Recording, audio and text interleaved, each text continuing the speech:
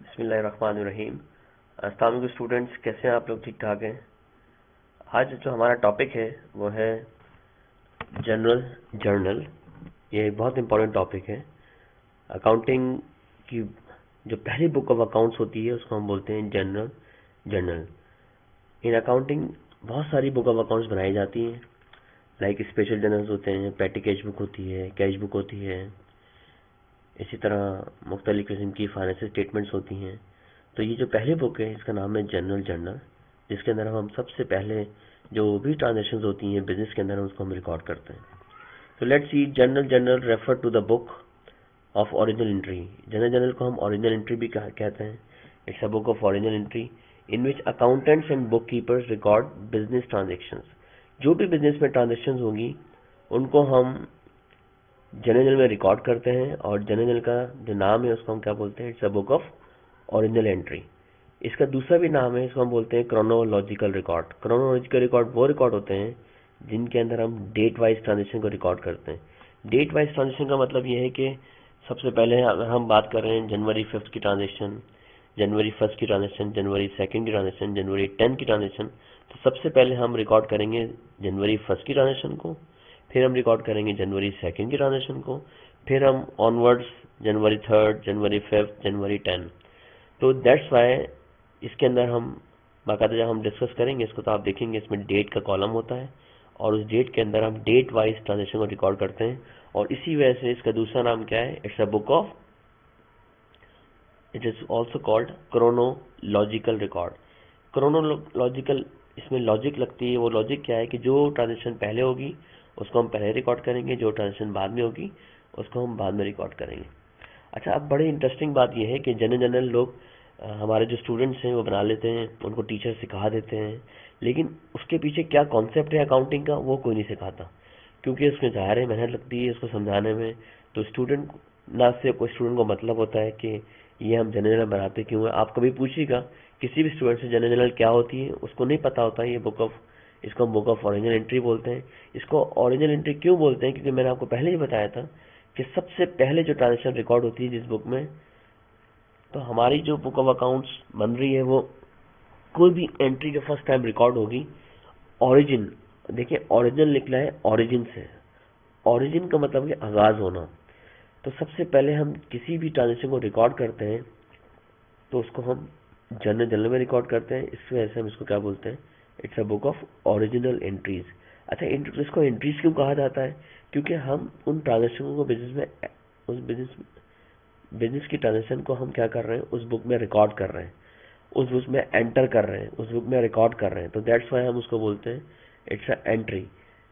Transactions को हम जब रिकॉर्ड करते हैं किसी बुक में तो उसको उसमें रिकॉर्ड कर रहे हैं, इसका मतलब उसको हम क्या बोलेंगे कि उसमें हम उसको एंटर कर रहे हैं। तो दैट्स वाई हम इसको क्या बोलते हैं? एंट्रीज। एंट्रीज का मतलब है किसी चीज़ को लिखना, किसी चीज़ को दाखिल करना, कोई चीज़ का दाखिल होना। तो अब यहाँ दाखिल हो रहा, क्या दाखिल हो रही है कि हम अपनी जो बिजनेस की ट्रांजेक्शन्स हो रही है, जो बिजनेस की ट्रांजेक्शन्स हो रही है उसको हम उस बुक में क्या कर रहे हैं? एंटर कर रहे हैं, उसको रिकॉर्ड कर रहे हैं। और वो फर्स्ट टाइम रिकॉर्डिंग हो रही है तो उसको हम क्या बोलेंगे? एक ऐसी बुक जहाँ पे फर्स्ट टाइम हम ट्रांजेक्शन को एंटर करते हैं, रिकॉर्ड करते हैं, तो हम उसको बोलते हैं it's a book of original entry. अच्छा, इसके पीछे जो अकाउंटिंग का कॉन्सेप्ट है उसको बोलते हैं principle of double entry. Double entry का मतलब ही यही है कि हम इसको दो जगह एंटर करते हैं।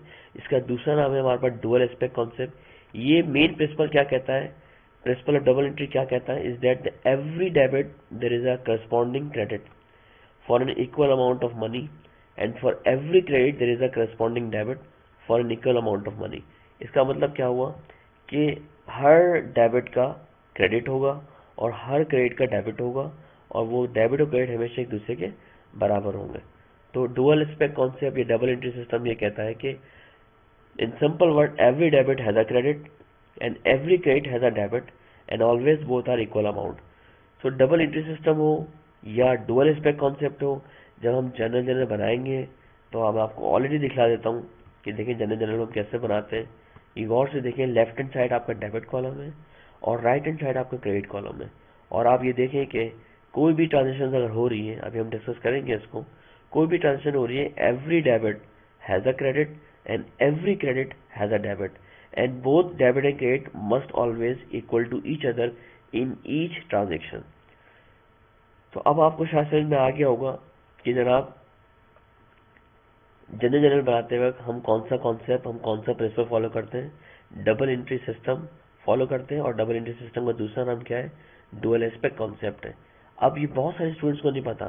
स्टूडेंट को जनरल बनाना आती है, लेकिन उसके पीछे अकाउंटिंग का कौन सा प्रिंसिपल है ये उन बेचारों को पता नहीं होता, क्योंकि ना ही उनको टीचर्स पढ़ाते हैं। और मैं आपको अभी भी बता दूं कि अगर ये छोटे मोटे शॉर्ट क्वेश्चन आंसर्स या मल्टीपल चॉइस का पेपर बना तो आपके लिए बहुत आसानी हो जाएगी, क्योंकि आपको सब चीज़ें बाकायदा A to Z पढ़ाई जा रही है। अच्छा, अब हम बढ़ते हैं क्वेश्चन की तरफ। यहाँ पे देखें हमारे पास पूरे महीने की ट्रांजेक्शन हैं, और महीना में कौन सा गिवन है, अप्रैल का।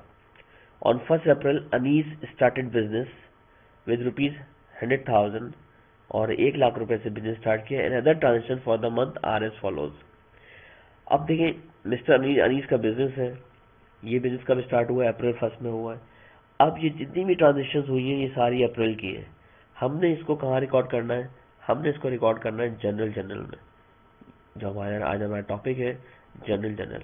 अच्छा, मैंने आपको बताया था कि जनाब हम जब भी जनरल में रिकॉर्ड करते हैं तो हमें जो रिकॉर्डिंग का तरीका होता है एक खास तरीका है। वो खास तरीका क्या है कि हमें रूल्स फॉलो करना पड़ता है डेबिट और क्रेडिट का। और डेबिट और क्रेडिट मैंने आपको बताया था पहले भी कि एवरी जो डेबिट होगा वो आपका लेफ्ट हैंड साइड कॉलम होगा, और क्रेडिट जो होगा उसमें राइट हैंड साइड कॉलम होगा।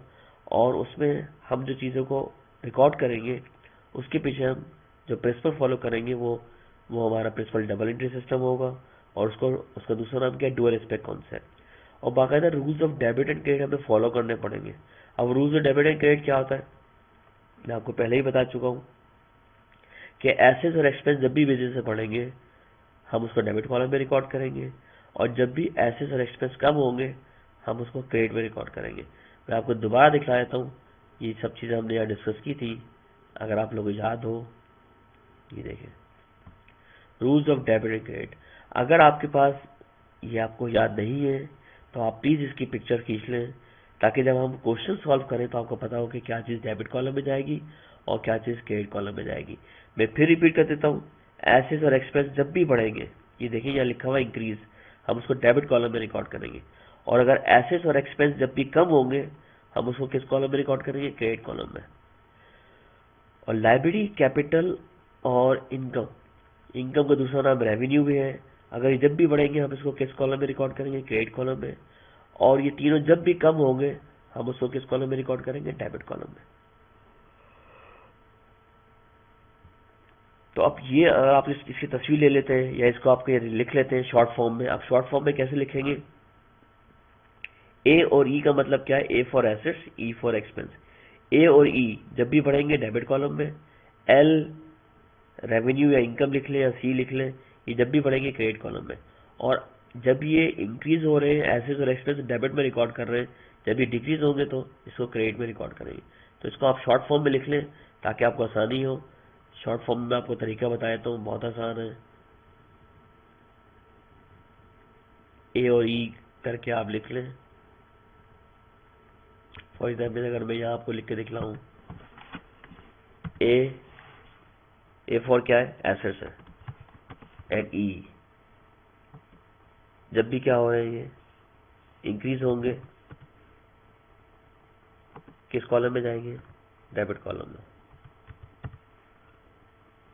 तो इसी तरह आप इसको शॉर्ट फॉर्म में लिख लें ताकि आपको आसानी हो जब आप सॉल्व करें। तो ए for assets, E for expense जब भी इंक्रीज होंगे कहाँ रिकॉर्ड करेंगे, ये इंक्रीज का INC डाला है मैंने, किस कॉलम में रिकॉर्ड करेंगे, डेबिट कॉलम में।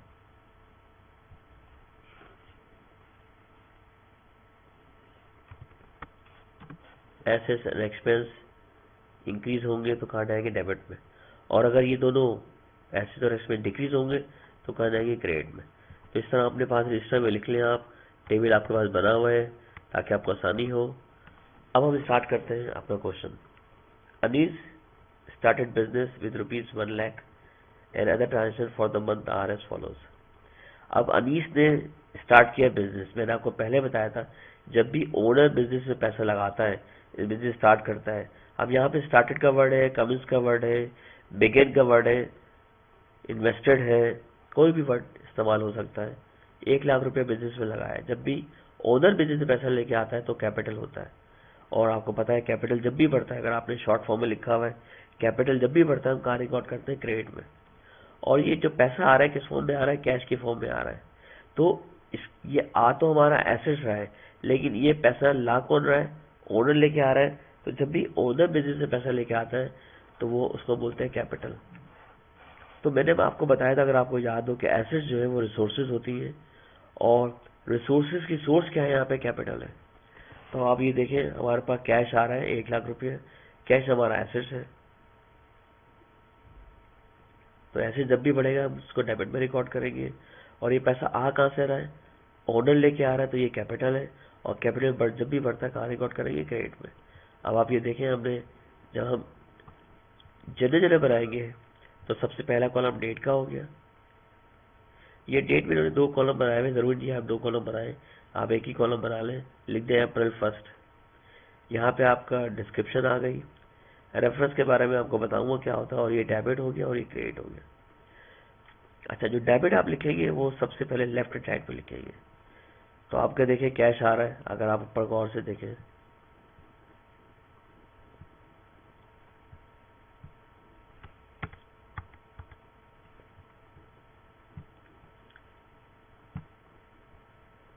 यस, कैश कितना आ रहा है, 1 लाख।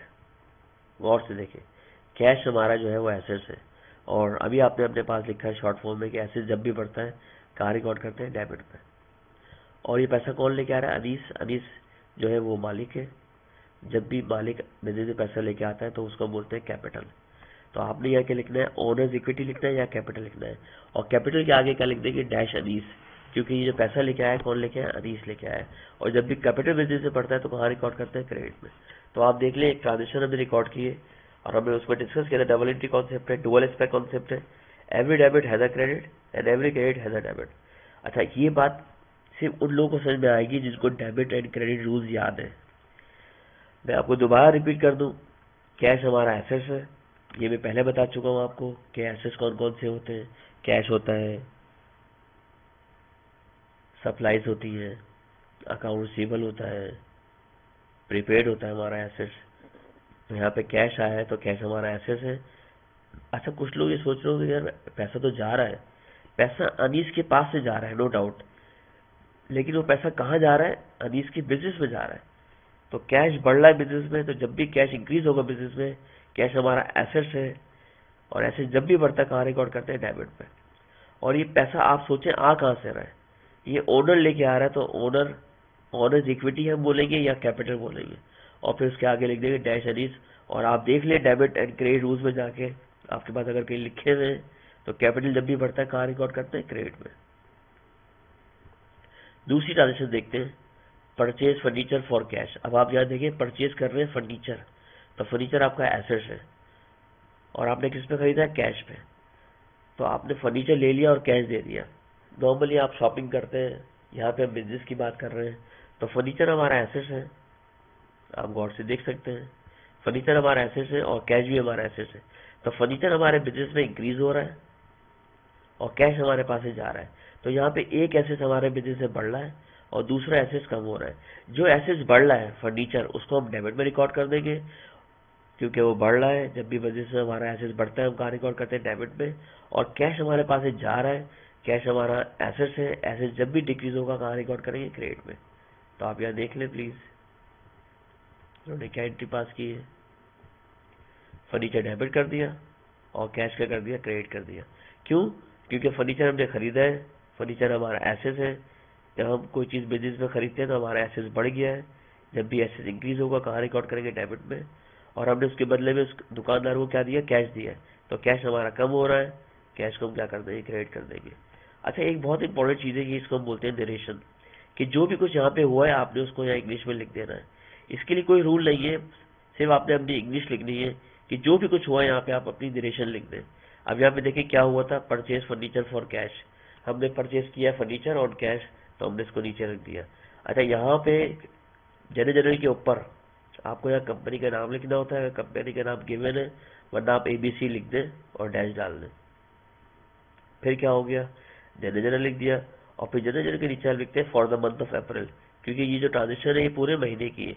तो यहाँ 3 चीजें आती हैं, मैं फिर रिपीट कर दूं। कंपनी का नाम हो गया, फिर हम क्या बना रहे हैं, जनरल बना रहे हैं, फिर जनरल के नीचे जो लाइन डालेंगे उसमें हम लिखेंगे for the month of April. अच्छा, अब तीसरा देखें प्लीज। अब हमने परचेज किए गुड्स फॉर कैश पे 2000 की, और उधार पे हमने कितने के लिए 1000 फ्रॉम खालिद रिटेल स्टोर। तो जब हम गुड्स खरीद रहे हैं तो गुड्स हमारे पास आ रही होंगी, उसको हम बोलेंगे परचेजेस, और हमने 2000 की हमने कैश पे लिए और बाकी हमने उधार पे लिए। तो ज़ाहिर है हमने गुड्स लिए, गुड्स हमारा, हम जब परचेज करते हैं गुड्स तो ज़ाहिर है ये एक हमारा एक्सपेंस है, मैंने आपको बताया था। तो परचेज हमारा एक्सपेंस है, एक्सपेंस जब भी बढ़ रहा है कहाँ रिकॉर्ड करेंगे, डेबिट पे। और हमारे पास कैश जा रहा है 2000।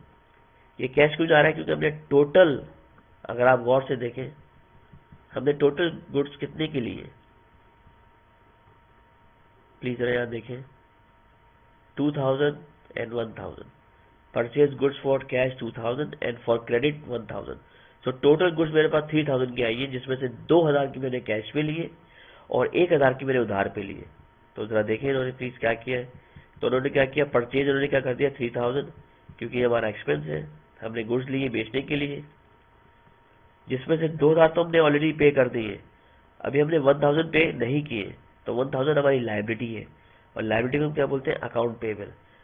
तो आप यहाँ देखिए, एक्सपेंस हमारा बढ़ रहा है, एक्सपेंस जब भी बढ़ता है डेबिट में रिकॉर्ड करते हैं।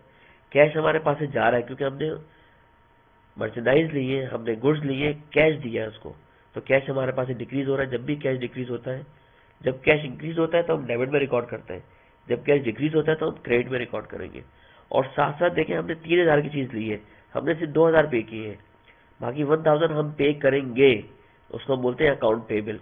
और हमने ये भी लिख लिया अकाउंट पेबल के सामने नाम खालिद रिटेल स्टोर, कि हमने पे तो करना है, लेकिन किसको करना है, खालिद रिटेल स्टोर को करना है। तो यह लायबिलिटी हमारी बढ़ रही है, और आप जाके देखिएगा जब आपने रूल्स याद किए हुए या रूल्स लिखे हुए, कि जब भी लायबिलिटी बढ़ती है कहाँ रिकॉर्ड करते हैं, क्रेडिट पे। और जब भी कैश आपका कम हो रहा है, डिक्रीज हो रहा है बिजनेस में, तो कैश हम क्या कर देंगे, क्रेडिट रिकॉर्ड कर देंगे। आगे आइए, sold goods to Khan brothers 12000 and cash sales 5000। हमने 12000 की गुड्स सोल्ड की है खान ब्रदर्स को, और हमने उसमें कैश की कितनी बेची है, 5000 की। अब आप देखिए, थोड़ा सा अंडरस्टैंड करें, हमने टोटल माल बेचा है 12000 ये और 5000 ये, टोटल माल हमारे पास से गया है 17000 का, 12 और 5 17 होते हैं। तो हमने सोल्ड किया है। जब भी हम गुड सोल्ड करते हैं इसको हम बोलते हैं सेल रेवेन्यू। क्या बोलते हैं, सेल रेवेन्यू। सेल रेवेन्यू हमारी इनकम है, सेल रेवेन्यू हमारा रेवेन्यू है, जब भी रेवेन्यू बढ़ता है क्रेडिट में रिकॉर्ड करते हैं। तो टोटल सेल्स कितनी हुई है, 12000 की ये, 5000 की ये। तो प्लीज देखिए, इन्होंने रेवेन्यू में लिखा हुआ 17000, जिसमें जब हमारा कैश तो आ गया कितना, 5000, क्योंकि हमने जो माल बेचा है, माल बेच दिया, कैश आ गया कितना, 5000। तो कैश हमारा इंक्रीज होगा, जब भी हमारा कैश इंक्रीज होगा हम डेबिट में रिकॉर्ड करेंगे। और जब हमने उधार पे माल बेचा है तो वो 12000 का बेचा है। अच्छा, यहाँ कहीं नहीं लिखा हुआ कि जनाब हमने उधार पे बेचा है, कैश पे बेचा है, यहाँ साफ लिखा हुआ है कैश पे बेचा है। तो अगर जहाँ ये नहीं लिखा हुआ कि कैश पे बेचा है, लेकिन अगर हमने कस्टमर का नाम लिख दिया है, तो ये अज्यूम कर ले कि हमने उधार पे बेचा है। तो यहाँ देखिए कस्टमर का नाम है कि हमने सोल्ड किए गुड्स किसको, खान ब्रदर्स को। यहाँ कहीं नहीं लिखा हुआ कैश पे या क्रेडिट पे, तो हम एज्यूम करेंगे कि ये माल क्रेडिट पे गया है, और यहाँ लिखा हुआ है एंड कैश सेल्स 5000, ये माल कैश पे गया है। तो कैश हमारे पास आ गया हुआ 5000, 12000 जो हमें अभी नहीं मिला क्योंकि हमने उधार पे माल बेचा है, तो 12000 हमें मिलेगा, उसको बोलते हैं अकाउंट रिसीवेबल। तो आप क्या करेंगे, सबसे पहले अपने डेबिट रिकॉर्ड करेंगे। कैश हमारे पास कितना आया, 5000, और हमारा एक एसेट बढ़ रहा है, अकाउंट रिसीवेबल हमारा एसेट होता है। अकाउंट रिसीवेबल क्यों बढ़ रहा है, क्योंकि हमें मिलेगा, तो हम क्या कर देंगे 12000। तो टोटल जो सेल्स हुई है ये हमारा रेवेन्यू है। रेवेन्यू जब भी बढ़ता है कहाँ रिकॉर्ड करते हैं, क्रेडिट में। ये आपको अपने पास डेबिट एंड क्रेडिट रूल्स याद करने पड़ेंगे और लिखने पड़ेंगे, तो फिर जनरल समझ में आएगी, वरना जनरल समझ में नहीं आएगी। मैंने इसी वजह से 2 से 3 दिन का गैप लिया है कि आप उठते बैठते अपने डेबिट एंड क्रेडिट रूल्स को याद कर लें। मैं फिर रिपीट कर देता हूँ, कैश क्यों हमने यहाँ पे डेबिट किया है, अकाउंट रिसीवेबल क्यों डेबिट किया है, सेल्स क्यों डेबिट क्रेडिट की है। सुन ले, सेल्स हमारा रेवेन्यू है, रेवेन्यू जब भी बढ़ता है क्रेडिट में रिकॉर्ड करते हैं। और हमने जो माल बेचा है, दो किस्म का माल बेचा है, एक तो हमने कैश पे बेचा है, माल बेचा कैश आ गया तो कैश डेबिट कर देंगे क्योंकि कैश हमारा एसेट है। और जब भी एसेट इंक्रीज होता है कहाँ रिकॉर्ड करते हैं, डेबिट में रिकॉर्ड करते हैं। और 12,000 का माल हमने उधार पे बेचा है तो पैसा आएगा, उसको बोलते हैं अकाउंट रिसीवेबल, ये भी हमारा एसेट है। और जब भी एसेट बढ़ता है तो हम कहाँ रिकॉर्ड करते हैं, डेबिट पे। और हमने उसके आगे लगा लिया कि हमने जो पैसा लेना है वो किससे लेना है, हान ब्रदर से लेना है। इसमें कोई मसला तो प्लीज आप पूछ लीजिएगा without any hesitation. You have my number, you can contact me without any hesitation. अब आप जरा देखें, यहाँ पे ओनर विड्रॉ कर रहा है वर्थ 2000 फॉर पर्सनल यूज। ये पैसा निकाल रहा है कौन, ओनर, अपने पर्सनल यूज के लिए। इसको हम बोलते हैं ड्राइंग। तो देखिए पैसा जब वो बिजनेस से निकालेगा तो पैसा कम हो जाएगा, बढ़ जाएगा। एक अंडरस्टूड बात है, जब हम पैसा बिजनेस से निकाल रहे हैं तो हमारे पास से कैश क्या हो जाएगा, कम हो जाएगा। और ये ड्राइंग हमारा रिकॉर्ड करते हैं। ड्राइंग हमेशा हमारी डेबिट में आती है क्योंकि ड्राइंग हमारा बिजनेस का एक्सपेंस नहीं है, लेकिन हमारे पास से पैसा कम हो रहा है। तो यहाँ देखें ड्राइंग हमारा, आप एज्यूम कर लेंगे हमारा एक्सपेंस है, लेकिन ये बिजनेस का एक्सपेंस नहीं है, ये हमारा पर्सनल एक्सपेंस है। लेकिन हम बिजनेस एक्सपेंस को हम इसको क्या शो करेंगे, ये ड्राइंग से शो करेंगे ताकि पता चले ये हमारे पर्सनल यूज में इस्तेमाल हो रहे हैं। तो कैश क्यों क्रेडिट हो रहा है, क्योंकि हम जब बिजनेस से पैसा निकाल रहे हैं तो कैश हमारे बिजनेस से कम हो जाएगा। और कैश हमारा एसेट है, जब भी एसेट कम होगा हम कहाँ रिकॉर्ड करेंगे, क्रेडिट में। और ड्राइंग क्या होगा, डेबिट होगा। ड्राइंग हमारा एक्सपेंस है, पर्सनल यूज के लिए हमारे पास से पैसा कम हो रहा है बिजनेस से।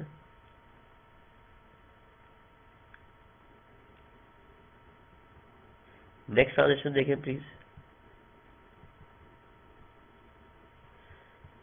पेड खालिद रिटेल स्टोर, हमने पे किया है। अब देखिए जब पे का वर्ड कहीं भी आ गया तो कैश क्रेडिट होगा। क्यों क्रेडिट होगा, सुन लें अच्छी तरह। पेड हम कर रहे हैं, इसका मतलब है हम किससे पे कर रहे हैं, कैश से। कैश हमारा क्या है, एसेट है। तो जब हम पे करते हैं तो कैश हमारे पास से डिक्रीज हो रहा है हमारे बिजनेस से। तो जब भी एसेट डिक्रीज होगा कहाँ रिकॉर्ड करेंगे, क्रेडिट में। और हम क्यों पे कर रहे हैं, खालिद रिटेल को। आप याद करें हमने खालिद से क्या लिया था, ये देखें हमने गुड्स ली थी उधार पे, तो हमने इसको पे करना था, हमारी लायबिलिटी थी हमारी। आप देखें लायबिलिटी यहाँ पे थी, अगर आप और से देखें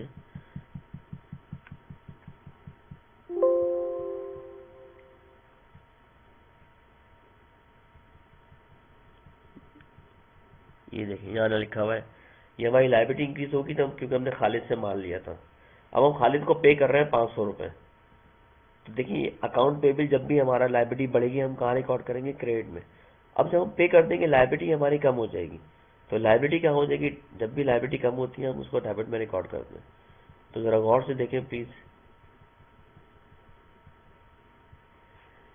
कैश हमने पे कर दिया, कैश हमारा ऐसे डिक्रीज हो रहा है, कहाँ रिकॉर्ड करेंगे, क्रेडिट में। और लायबिलिटी, अब हमारी लायबिलिटी बढ़ नहीं रही बल्कि कम हो रही है। यहाँ देखिए लायबिलिटी हमारी क्रेडिट थी क्योंकि हमने उधार लिया था, अब तो हम उधार वापस कर रहे हैं तो लायबिलिटी हमारी कम होगी। अच्छा जब भी लायबिलिटी बढ़ेगी कहाँ रिकॉर्ड करेंगे, क्रेडिट पे। और जब भी लायबिलिटी कम होगी हम उसको कहाँ रिकॉर्ड करेंगे, डेबिट पे। आप जाके रूल्स देख ले डेबिट एंड क्रेडिट के ताकि आपको पता चल जाए। तो मैं फिर रिपीट कर दूं, जब भी लायबिलिटी बढ़ेगी क्रेडिट में रिकॉर्ड होगा, और जब भी लायबिलिटी कम होगी हम उसको कहाँ रिकॉर्ड करेंगे, डेबिट पे। एक और ट्रांजेक्शन देखें प्लीज। अब यहाँ हमारे पास रिसीव्ड हुए हैं। देखिए पेमेंट का मतलब हमारे पास कैश जा रहा है, रिसीव का मतलब पैसा आ रहा है। जब भी कैश हमारे बिजनेस में इंक्रीज होगा, कैश हमारा एसेट है, और जब भी एसेट इंक्रीज होगा हम कहाँ रिकॉर्ड करेंगे, डेबिट पे। अच्छा हमारे पास से पैसा आ क्यों रहा है, क्योंकि खान ब्रांच से हमने पैसे लेने थे। तो जब हमने किसी से पैसे लेने होते हैं तो अकाउंट रिसीवेबल डेबिट होता है, और जब पैसा हमें मिल जाता है अकाउंट रिसीवेबल को उठा के क्या कर देते हैं, क्रेडिट कर देते हैं। आप यहाँ देखें, आपको नजर आएगा, ये देखें खान ब्रदर्स, हमने किसी से पैसा लेना था, अकाउंट रिसीवेबल डेबिट था। अब जब पैसा मिल जाएगा तो अकाउंट रिसीवेबल हम क्या कर देंगे, क्रेडिट कर देंगे। देखिए हमें कितना पैसा मिला है, ये देखिए नंबर 10, कैश डेबिट हो गया, कैश हमारे पास रिसीव्ड हो रहा है। तो कैश जब भी पड़ता है कहाँ रिकॉर्ड करते हैं, डेबिट पे। और हमें पैसा, अब देखिए अकाउंट रिसीवेबल यहाँ पे डेबिट था, अगर आप गौर से देखें यहाँ पे मैं आपको दिख रहा हूँ, ये डेबिट था। ये जब डेबिट होता है जब हमें लेना होता है। अब हमें मिल गया तो अकाउंट से उठा के हम क्या कर देंगे, क्रेडिट कर देंगे।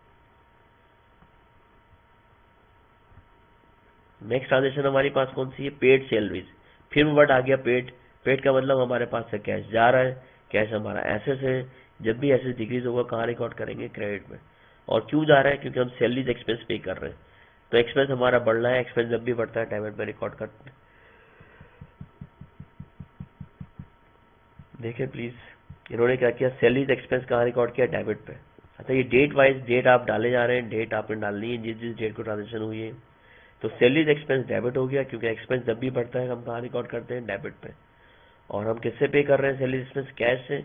तो कैश हमारे पास से डिक्रीज हो रहा है, तो जब भी कैश डिक्रीज होगा, कैश हमारा एसेट है, और एसेट जब भी डिक्रीज होता है हम कहाँ रिकॉर्ड करते हैं, क्रेडिट पे। आप ये देखिए इंग्लिश में सबकी ट्रांजेक्शन लिखी है, यहाँ हमने पेड एक्सपेंस किए हैं। अब यहाँ देखिए रिसीव हुआ है तो कैश हमारा डेबिट हो गया। यहाँ क्या लिखा हुआ है, पेड, तो कैश हमारा क्रेडिट हो गया। यहाँ विड्रॉल हुआ है, बिजनेस से पैसा निकाला जा रहा है, तो कैश हमारा कम हो जाएगा। यहाँ दो किस्म की सेल हुई है, कैश सेल हुई है, क्रेडिट सेल हुई है। तो गाइज ये सब हमारा जनरल है, लेकिन मैं आपको एक मशवरा दूंगा, जब भी आप इसको सवाल को सॉल्व करें, आप इसकी तस्वीर ले लें। तस्वीर लेने के बाद आप फिर यहाँ देखें, रिकॉर्डिंग को देखें कि जनाब यहाँ ये ट्रांजेक्शन कैसे रिकॉर्ड हुई है, क्यों हमने डेबिट किया, क्यों हमने क्रेडिट किया, उसकी बाकायदा rules of debit and credit है, ये आपको याद करने पड़ेंगे। अच्छा, ये हमारा पहला सवाल है, और पहला सवाल इतनी जल्दी समझ में नहीं आता। अगर आपके समझ में आ गया तो बहुत अच्छी बात है, लेकिन जब एक सवाल, हम दो सवाल, जब तीन सवाल हम करेंगे तो ये आहिस्ता आहिस्ता आपको पक्का हो जाएगा। लेकिन पक्का जब ही होगा जब आपने अपने पास रूल्स लिखे हुए हैं कि एसेट्स बढ़ रहा है तो हम डेबिट में रिकॉर्ड करेंगे, एक्सपेंस बढ़ रहा है तो हम डेबिट में रिकॉर्ड करेंगे, और अगर एसेट्स और एक्सपेंस कम होगा तो हम कहाँ रिकॉर्ड करेंगे, क्रेडिट में। इसी तरह लायबिलिटी, रेवेन्यू और कैपिटल, ये तीन ऐसे अकाउंट जब भी बढ़ेंगे हम इसको क्रेडिट में रिकॉर्ड करेंगे, और जब भी कम होंगे इसको हम डेबिट में रिकॉर्ड करेंगे। तो ये चीज़ बहुत इंपॉर्टेंट है।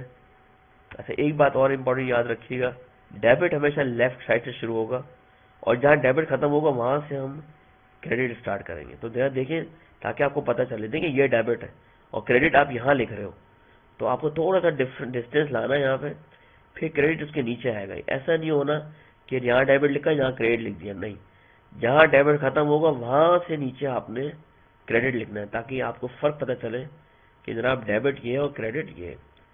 और डेबिट और क्रेडिट के बारे में आपको पहले बताते हूँ, debit and credit are two columns, left hand side debit column, right hand side credit column. अब आपने क्या करना है, कुछ भी नहीं करना। अब आपने इन ट्रांजेक्शन को जो भी हुई है इनको आपने एनालाइज करना है। देखिए एनालाइज का मतलब क्या है, जब भी आप ट्रांजेक्शन को पढ़ेंगे आपको सोचना पड़ेगा कि यार मेरे कौन कौन से अकाउंट्स इफेक्ट हुए हैं। अब यहाँ देखिए लिखा है परचेज फर्नीचर, तो इसका मतलब फर्नीचर अकाउंट चेंज होगा। अब हमने खरीदा तो हमारे पास फर्नीचर इंक्रीज हो रहा होगा, तो फर्नीचर है क्या, हमारा एसेट्स है, और जब भी एसेट इंक्रीज होता है कहाँ रिकॉर्ड करते हैं, डेबिट पे। और हमने किसके बदले में लिया, कैश के बदले में। तो हमने फर्नीचर ले लिया, कैश दे दिया, तो कैश हमारा क्या हो रहा है, कम हो रहा है, और कैश हमारा एसेट्स है। जब भी एसेट्स कम होता है कहाँ रिकॉर्ड करते हैं, क्रेडिट पे। तो ये बातें आपको थोड़ी याद करनी पड़ेंगी। एक दिन, दो दिन, दो दूसरा एक सवाल, दो सवाल, तीसरा सवाल हम करेंगे तो आपको ये खुद ब खुद आहिस्ता से समझ में आना शुरू हो जाएगा। तो अब आपने क्या करना है, अपनी कॉपी पे एक ये कॉलम बनाना है, दूसरा ये बनाना है, तीसरा ये बनाना है, चौथा ये बनाना है, पांचवा ये बनाना है। अच्छा, डेट का कॉलम छोटा सा होना चाहिए, ये थोड़ा बड़ा होना चाहिए, क्योंकि यहाँ पे आप एक्सप्लेन कर रहे हो। ये बिल्कुल छोटा होना चाहिए। डेबिट और क्रेडिट के जो कॉलम है वो दोनों बराबर हो हर सूरत में, क्योंकि ये बाकायदा इसकी प्रेजेंटेशन के मार्क्स होते हैं। प्रेजेंटेशन अच्छी नहीं होगी तो आपके मार्क्स भी जो है वो डिडक्ट होंगे। ओके गाइज, इसमें कोई भी प्रॉब्लम हो आपने मुझसे पूछना है विदाउट एनी हेजिटेशन, बिल्कुल घबराने की जरूरत नहीं है। जितना आप पूछेंगे उतना आपकी लर्निंग होगी। लेकिन पहली बात यह है कि आपको ये अंडरस्टैंड करना है कि क्या चीज़ मेरे बिजनेस में इंक्रीज हो रही है और क्या चीज़ मेरे बिजनेस में डिक्रीज हो रही है। फिर आपने ये देखना है कि इस पर रूल कौन सा लगेगा, डेबिट में जाएगा, क्रेडिट में जाएगा। और देखें, अगर एक मैंने पहले ही बताया था, every transaction has two aspects, one goes to debit side, another goes to credit side, और इक्वल टू ईच अदर। ये बाकायदा अकाउंटिंग का प्रिंसिपल है, और ये आपको पता होना चाहिए हर सूरत में।